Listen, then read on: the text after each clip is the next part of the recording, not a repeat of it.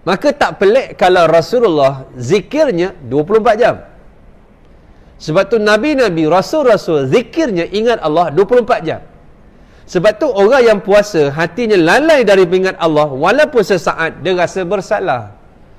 Sebab hati dia dalam puasa hanya mengingati Allah.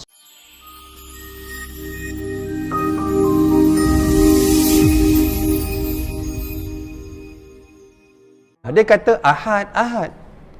Berbeza dengan kita. Dah 12 tengah hari, isteri bangunkan, bangun. Ahad. Mana sama? Dalam keadaan keyakinan dia tebal. Kerana apa? Kerana tauhidnya kuat. Ini yang disebutkan oleh Allah dalam surah Ibrahim ayat 23.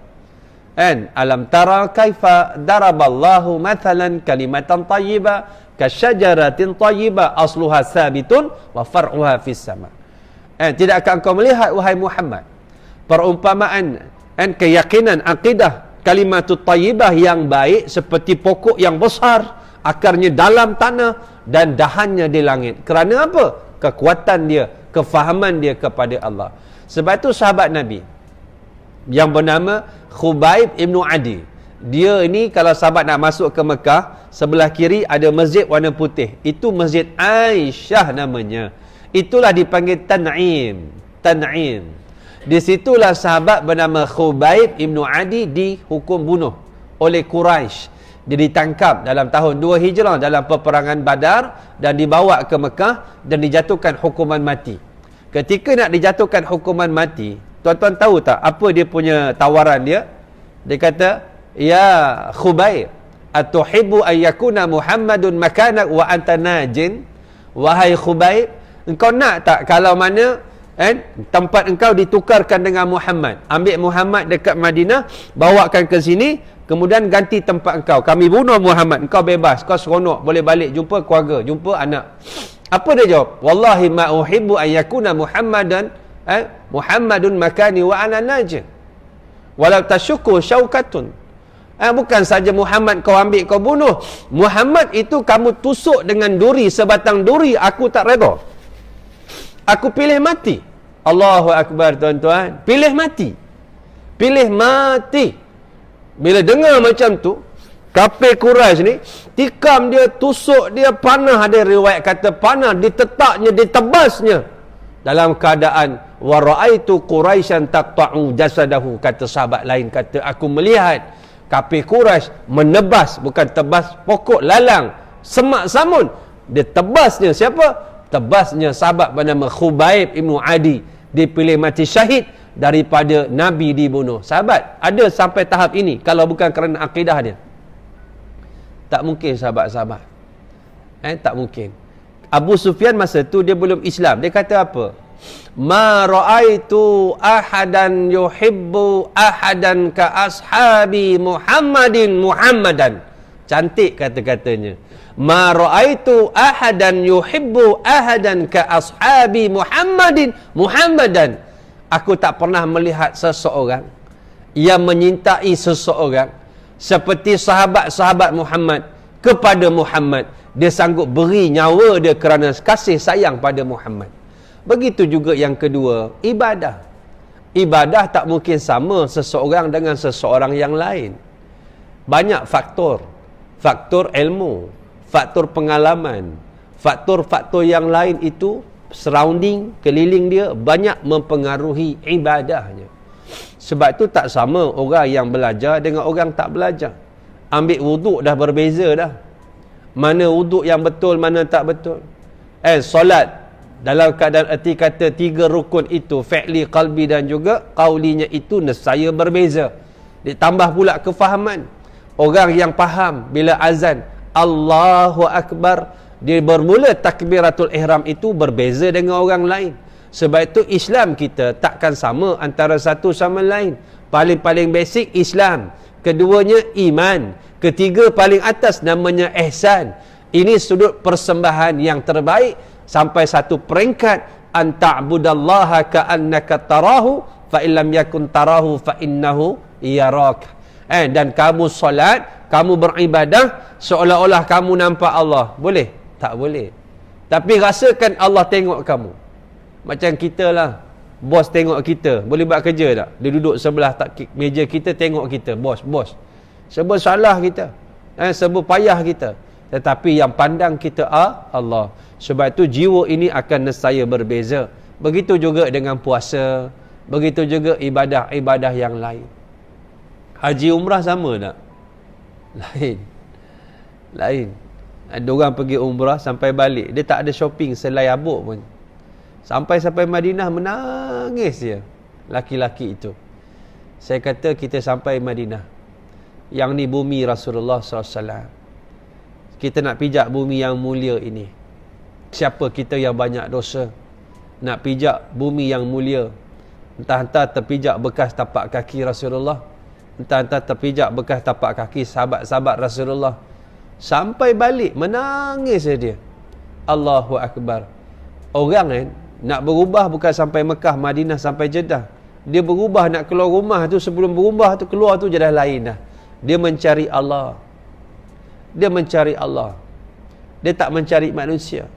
Bukan duduk dekat bilik hotel dia tengok Kaabah, dia tengok ramai tak tawaf, tak ramai dia turun, ramai dia tak turun. Bukan macam tu. Dia tak nampak orang ramai, tak nampak orang sikit, tak nampak musim sejuk, tak nampak musim panas. Dia pergi dalam keadaan labbaik Allahumma labbaik. Dia datang kerana Allah yang panggil. Dia bawa hati dia, dia nak Allah tengok dia. Sebab tu kita akan jumpa dalam bab haji nanti. Sebab tu orang yang tawaf keliling Kaabah itu, orang yang mencari perhatian Allah. Sampai 7 kali diulang-ulangnya. Tengoklah aku ya Allah, tengoklah aku ya Allah, tengoklah aku ya Allah, tengoklah ya Allah, aku datang lagi jauh ya Allah. Kemudian sa'i itu ibarat apa? Orang yang mundar mandir di rumah orang kaya. Safa Marwah Safa. Dia tengok, dia nak tuan rumah tu tengok dia. Wahai orang kaya, tengoklah aku orang kaya. Orang kata kau ni kaya pemurah, tengok aku datang ni, bukalah pintu, tak buka pintu, bukalah tingkap, tak buka tingkap, berilah perhatian pada aku lari ni, aku datang ni. Diulang-ulangnya. Ini dalam perhatian dia. Sebab itu tak sama, nampak saja ramai-ramai putih-putih berjalan, masing-masing membawa harapan masing-masing. Sebab itu bila mana asasnya cantik, berlakulah perubahan. Adapun puasa orang khusus, iaitu puasa orang-orang yang soleh, adalah menahan anggota badan daripada berbagai dosa. Puasa ini menjadi sempurna dengan 6 perkara. Ni masuk 6 perkara. Sebab tu ada banyak hadis-hadis Nabi. Antaranya daripada Abu Hurairah radhiyallahu anhu. Nabi menyebut apa dia? Rubba sa'imin. Rubba sa'imin. Hadzu min siyamihi al-ju'. Al-ju' wal atash, wa ruba qa'imin hazuhu min qiyamihi illa sahru. Nabi menyebut berapa ramai orang yang berpuasa tak dapat apa-apa daripada puasa melainkan lapar dan dahaga. Puasa pada zahir, tapi hakikatnya macam tak puasa. Tak puasa. Kata arwah Ustaz Ishaq Din, ana belajar dengan dia, dia kata, kamu faham tak masuk hadis ni? Puasa tapi tak dapat pahala. Tak faham tuan Ustaz, tak faham. Dia kata apa? Kamu ni macam tak puasa lah. Kamu tak dapat apa-apa daripada ibadah puasa. Akibat daripada apa? Akibat daripada puasanya itu tidak menepati syarat-syarat puasa yang disebut imanan wahtisaban. Kemudian untuk menjadi puasa yang sempurna itu ada 6 perkara. Yang pertama, menundukkan pandangan dan menahan pandangan kepada setiap perkara tercela dan dibenci, juga setiap perkara yang boleh mengganggu hati, serta melalaikan dari mengingat Allah. Rasulullah sallallahu alaihi wasallam bersabda, "An-nazratu sahmun masmumun min sihami iblis, la'anahu Allahu, faman tarakaha khaufan min Allahi atahu Allahu azza wa jalla imanan yajidu halawatahu fi qalbihi." Atau kama qala. Artinya pandangan adalah anak panah beracun. Sahmun ni anak panah, masmumun beracun. Satu anak panah tajam dah. Yang kedua beracun. 2 kali berbahaya. Di antara anak-anak panah iblis, semoga Allah melaknatnya. Barang siapa meninggalkannya kerana takut kepada Allah, maka dia telah diberikan oleh Allah keimanannya yang dirasakan manisnya di dalam hatinya. Kan? Sebab itu walaupun puasa dengan teknologi yang ada, Ustaz, saya rasa rumah ni macam kan, tak selesa Ustaz. Rumah saya ni macam panas je. PKP ni rasa nak keluar je, cuma tak boleh keluar. Kenapa rumah kita jadi panas, tuan-tuan? Sebab dia tak ada program. Dia ajar anak dia apa? Dia ajar anak dia tengok movie, ramai-ramai berjemaah. Kan? Sebab tu akhir zaman muslimat disuruh duduk rumah, selamatkan daripada apa? Akhir zaman. Fitnah Dajjal. Bukan duduk saja main handphone. Duduk dengan amalan, dengan Quran, dengan bacaan, wirid, baru kita selamat daripada Dajjal. Rumah kita ni jadi panas sebab tak ada program. Kita ni sebagai ketua keluarga tidak boleh buat program untuk anak. Kadang-kadang kita ni, subhanallah, Ustaz, saya ni Ustaz, dengan sebab PKP saya boleh baca Quran. Dibuat macam mana? Kan ada program-program kat Facebook, ada Ustaz Anas, Ustazah Aisyah, macam-macam ada. Kan? Benda ada dekat internet, nak atau tidak. Kita boleh buka Bollywood, kita boleh buka Hollywood, Lollywood, Greenwood, kita boleh buka. Kita yang susun dia. Dan kemudian kita bawa anak kita. Sebagaimana kita boleh biarkan anak kita larut dalam keadaan ini. Sebab itu mata bila Ramadan macam-macam tengok. Kita tak tengok orang kat luar yang fizikalnya bukan aurat, tetapi tengok dalam handphone lebih teruk daripada fizikal. Sama tak dosa? Sama juga. Mata. Sahmun masmumun min sihami iblis. Iaitu satu panah-panah beracun daripada panah-panah iblis, laknatullah. Dia membawa syahwat itu digoncang.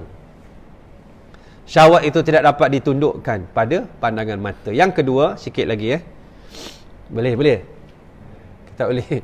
Boleh sikit Tuan-tuan ni saya tengok macam marah saya, kenapa? Macam syahdu je, kenapa? Macam syahdu je kan. Yalah, lama tak jumpa kan. Memang agak sibuk sikit sekarang ni kan? Sibuk. Saya sedang buat madrasah dekat Pulau Indah. Ada 1 ekar tu orang wakaf kan? Saya tengah kumpul duit nak bangunkan kan? Sikit-sikit lah kan? Baru kumpul duit sikit-sikit saja. Saya nama pun tengah peringkat kelulusan. Dapat nama semua, saya akan buat betul-betul lah. 1 ekar dekat Pulau Indah. Ikut highway depan ni straight sampai hujung Pelabuhan Barat. Straight Pelabuhan Barat masuk kiri, Kampung Sungai Pinang. 1 ekar. InsyaAllah saya nak bangunkan kat situ untuk pelajar yang akan balik daripada Afrika ni. Mereka akan duduk di situ. Saya akan ambil yang dah hafal Quran 30 juzuk, kemudian dia buat fast track SPM, kemudian kita akan bagi English, kita akan bagi Arabic, kita bagi Urdu, kemudian dia akan further study, pergi South Africa secara khusus, tempat-tempat lain secara umumnya. Saya ambil yang dah hafal Quran 30 juzuk sahaja kan? Yang dah hafal Quran sahaja. Jadi mereka ni akan balik, nanti mereka akan berkhidmat, menyambung terus kerja dakwah ini. Teruskan. Masa tu mungkin kita dah mati dah. Dah mati. Sebab semalam saya salah seorang pelajar tu ayah dia meninggal. Muda lagi, 49 tahun ayah dia. 49 tahun. Jadi abang dia dekat Camperdown, South Africa. Adik dia ada sini, kecil, 17 tahun, jadi imam semalam solat jenazah ayah dia. Ramai masjid. Ini rezeki anak soleh. Rezeki anak soleh. Saya sebut dah. Saya banyak anak-anak murid macam ni. 13 tahun, 12 tahun, 16 tahun, 17 tahun, jadi imam solat jenazah ayah. Semalam 17 tahun. Abang dia baca Yasin, video call daripada Afrika. Nak balik pun jauh, flight pun tak ada. Jadi maknanya ini cabaran orang yang belajar. Maksudnya Allah uji kematian orang yang dikasihi. Saya kata sabar, insya-Allah sabar. Allah nak angkat kamu. Jadi keluarga dia, kita sabarkan keluarga dia bahawa sesungguhnya dia ada anak yang hebat. Tengok semalam sebab kita 17 tahun jadi imam. Tak payah dia suruh-suruh, tak payah dia tolak-tolak. Ini bukan zaman nak tolak-tolak orang buat ibadah. Nak tak nak. Kalau orang tu memang dah faham, dia tahu mak ayah dia meninggal, dia tahu nak mandi, nak kafan, dia tahu nak solat jenazah, dia tahu tanggungjawab dia. Kecil pun kalau ada ilmu, ni beza ilmu dia. Bila ada ilmu, kecil ke depan 12 tahun, 13 tahun. Tapi kalau tak ada ilmu, 50 tahun pun tak berani solat jenazah pada mak ayah. Kenapa tuan-tuan? Ilmu. Sebab tu ilmu membezakan umur. Kerana pengalaman dia, dengan sebab ilmu, dia boleh bertambah 100 tahun daripada orang tua. Subhanallah. Jadi imam tuan-tuan. Jadi imam. Subhanallah. Kita rasa bangga ada anak-anak murid macam ni. Kan? Jadi imam kat depan. Jenazah ayah tu. Allahu Akbar. Ini rezeki anak-anak yang baik, anak-anak yang soleh. Anak-anak yang soleh ini, dia tak boleh kita lahirkan kat tepi jalan. Dia kena lahirkan dengan satu sistem pengajian yang formal. Sebab itu kita belajar ni fardu ain kat surau masjid boleh lah. Tetapi secara formalnya mesti ada sekolah, madrasah, universiti, college. Supaya apa? Pengajian ni memakan masa berpuluh tahun, menghasilkan ulama. Dia tak boleh kita belajar kat masjid jadi dah. Yang kita belajar ni, saya ni sebulan sekali je. Cuba saya bulan depan, saya bagi ujian boleh? Tak datang semua, tinggal saya seorang. Sebab itu ini proses. Ada orang yang biasa-biasa, dia surau masjid. Ada orang yang luar biasa, dia belajar secara formal, apa Quran 30 juzuk, hantar luar negeri, bahasanya macam-macam. Kerana apa? Ia peluang-peluang. Ia memerlukan kepada kita tundukkan kita punya fizikal. Kita punya nafsu kita. Kan? Mudah-mudahan kita dapat. Kan? Dapat. Sebab semalam juga meninggalnya ulama besar dekat Muar. Tok guru saya, kita panggil dia Faqih, tuan guru Faqih. Faqih ni gelaran dia. Nama dia Zaid. Faqih Zaid kita panggil. Saya kecil-kecil je dah mengajar dah. Dia belajar kat pondok pondok Kedah, lepas tu dia pergi Pelondok, Kelantan, dia balik berkhidmat dekat kampung. Dia buat satu balasah macam madrasah dekat rumah dia, tempat pengajian. Orang tak ada kitab. Umur dia semalam meninggal 89 tahun. Bayangkan umur 89 tahun masih lagi mengajar surau masjid. Kita kenal agama dengan sebab dia. Allahu Akbar. Tetapi dia itu Allah muliakan. Tapi kita bila tengok ulama' meninggal, apa tugas kita? Lahirkanlah ulama'. Kena pulun. Dan benda ni susah. Dan bila susah, kita kena banyak bersabar dan istiqamah. Perlu kepada kefahaman. Sebab tu ilmu mendidik kita menjadi orang yang duduk di atas satu sistem yang Allah ciptakan. Yang kedua sahabat, menjaga lisan untuk tidak membicarakan tentang perkara-perkara yang tidak karuan, dusta, ghibah, mengumpat, namimah, menggaduh domba atau memfitnah, kekejian, perkataan kasar, pertengkaran, perdebatan serta mengharuskan diam kepadanya dan menyibukkannya dengan zikir kepada Allah Subhanahu wa taala. Tu dia. Jadi kita nak jauhkan maksiat macam mana? Banyakkan taatlah. Nak elakkan mengumpat, banyakkan zikir. Banyakkan zikir. Bila zikir sentiasa kat bibir, bila masa nak mengumpat? Bila masa nak mengumpat, dia tak ada masa sebab dia susun. Pagi ni tahlil 100, tasbih 100, tahmid 100, takbir 100. Syekh Toyib Al-Maki yang meninggal dekat Mekah, tok guru besar orang Kedah, meninggal umur dia 106 tahun ketika meninggal. Dia banyak berzikir. Tok guru ni subhanallah. Bila kita tanya dia apa amalan-amalan, dia bagi, tapi kita tak tahan nak buat. Dia kata satu hari pagi selawat 1000 kali, petang 1000 kali. Tuan-tuan, ini baru selawat, belum yang lain. Ini belum masuk maksurat, belum wirid-wirid tertentu, belum wirid-wirid Arafah lain, ni lain, ni lain. Ini baru amalan-amalan biasa. Sebab itu dia ni tak banyak bercakap, dia diam je. Tapi tangan dia subhanallah, dia ada tasbih panjang tu. Dia bergerak tasbih tu, tak tak tak tak. Yang menarik lagi, dia tidur. Syekh Toyib Al-Maki bila dia baring, dia tidur, tangan kanan dia kat sini, dia tidur, dia baring. Tangan kiri dia bergerak tasbih tu, tak tak tak. Persoalannya ketika dia celak, dia berzikir. Ketika dia tidur, dia berzikir. Bila tidurnya? Maka tak pelik kalau Rasulullah zikirnya 24 jam. Sebab tu Nabi-Nabi, Rasul-Rasul, zikirnya ingat Allah 24 jam. Sebab tu orang yang puasa, hatinya lalai dari ingat Allah, walaupun sesaat, dia rasa bersalah. Sebab hati dia dalam puasa hanya mengingati Allah, subhanallah. Lalu, mana tadi? Maknanya yang disebutkan dengan dosa-dosa mulut itu, banyakkan berzikir. Banyakkan berzikir. Banyakkan baca Quran. Banyakkan cakap yang baik. Banyakkan berdakwah. Jumpa orang, ajak berdakwah. Jumpa orang, ajak pada Islam. Jadi kita sebut yang baik je. Lalu inilah perkataan yang terbaik daripada mulut kita. Lalu, dan membaca Al-Quran. Inilah puasa lisan. Sufyan berkata, Sufyan Al-Thawri, ghibah merosak puasa. Diriwayatkan oleh Bashar bin Haris daripada Sufyan. Bukan Sufyan Al-Thawri ni, ini sahabat. Sufyan Laith meriwayatkan daripada Mujahid. Ada dua perkara yang boleh merosakkan puasa, iaitu ghibah dan dusta. Rasulullah SAW bersabda, innamas saumu junnatun fa idza kana ahadukum sa'iman fala yarfus wala yajhal wa imru'un qatalahu aw syatamahu falyaqul inni sa'im. Artinya sesungguhnya puasa itu adalah perisai. As-saumu junnatun. Kalau kita tak ada baris, dia baca apa tu? Dia junnatun boleh, jannatun boleh, jinnatun boleh. Kalau tak ada baris. Innama saumu jinnatun. Sesungguhnya puasa itu seekor jin.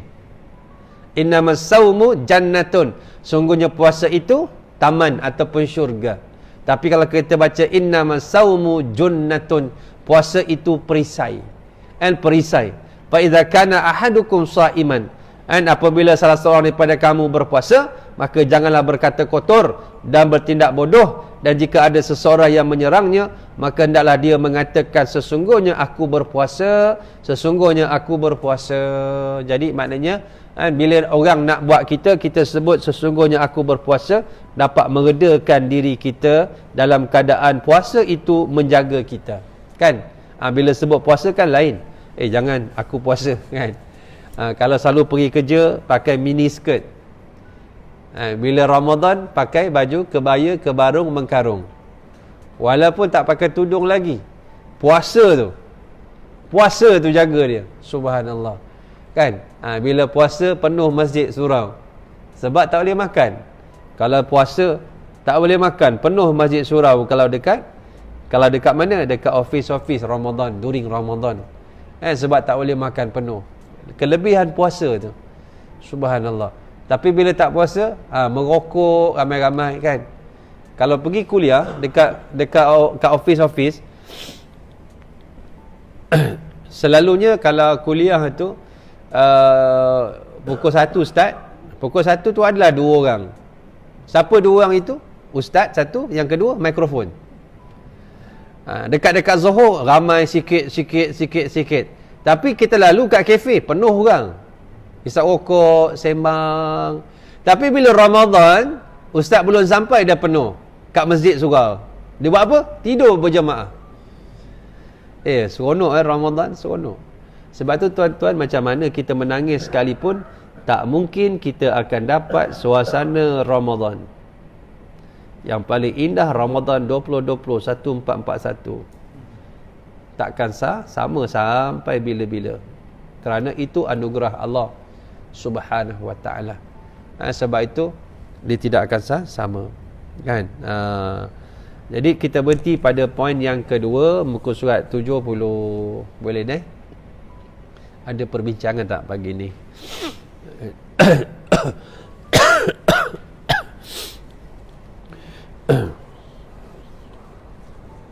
Tak ada. Bismillahirrahmanirrahim. Allah manfa'na bima 'allamtana wa 'alimna ma yanfa'una. Ya Allah, manfaatlah pada kami dengan apa yang kau ajar pada kami. Ajarlah kepada kami dengan perkara-perkara yang bermanfaat bagi kami. Ampunkan dosa kami yang banyak. Ampunkan dosa kedua orang ibu bapa kami. Ampunkan dosa suami kami, isteri kami, anak-anak kami, adik-beradik, sahabat, jiran-jiran kami, khususnya tok-tok guru kami, ya Allah, yang mendidik kami mengenal Quran, mengenal Islam. Jadikan anak cucu zuriat keturunan kami anak-anak yang soleh dan soleha, beriman dan bertakwa, mendirikan solat, menutup aurat, tahu membaca Al-Quran, anak-anak yang boleh memandi, mengkafan, mendirikan solat jenazah untuk kami, anak yang boleh mengusung keranda kami ke kubur, ya Allah, anak yang boleh memimpin tangan kami ke syurga-Mu. Ya Allah, kami tidak takut wabak-Mu, ya Allah. Yang kami takut kami mati, Engkau tak ampunkan dosa-dosa kami yang banyak, ya Allah. Kemana kami nak bawa diri kami yang penuh hina ini, ya Allah, kalau bukan kepada-Mu. Pandanglah kami, ya Allah. Ya Allah, jangan Kau uji kami dengan ujian yang kami tak mampu pikul. Jangan Kau uji kami ujian yang orang-orang dahulu yang kuat, yang telah melalui dengan berjaya, kami lemah, ya Allah. Jangan Kau uji kami, ya Allah, dengan ujian yang kami tak mampu pikul, yang akhirnya, ya Allah, kami merasa menyesal, kami merasa berputus asa menjadi hamba yang beriman bertakwa kepada-Mu. Rabbana atina fid dunya hasanah wa fil akhirati hasanah wa qina azabannar. Subhana rabbika rabbil izzati amma yasifun. Wassalamu ala mursalin walhamdulillahi rabbil alamin. Mungkin pagi ni sikit saja siapa yang nak menyumbang untuk letupan kemalangan di Beirut. Malam esok insya-Allah saya akan sampaikan sumbangan ini bersama dengan 3 ke 40 NGOs kepada duta khas ke Timur Tengah, Tuan Guru Haji Abdul Hadi Awang. Malam besok kami akan buat penyerahan untuk disampaikan kepada mangsa di sana. 100 lebih meninggal, cedera ramai. Mereka memerlukan mas, memerlukan kemah, memerlukan beberapa peralatan. Mungkin kita dapat menolong mereka. Jadi pada pagi ni siapa nak menyumbang boleh. Dan kepada sahabat-sahabat yang live ni, boleh masuk dalam akaun geng Ustaz Cintakan Ulama. Kita ada poster mengenai bantuan kepada kemalangan di Beirut. Mudah-mudahan kita dapat mengurangkan penderitaan saudara mara kita. Mudah-mudahan nanti Allah akan mudahkan hidup kita, tidak di dunia, di akhirat, insya-Allah dengan izinnya. Assalamualaikum warahmatullahi taala wabarakatuh.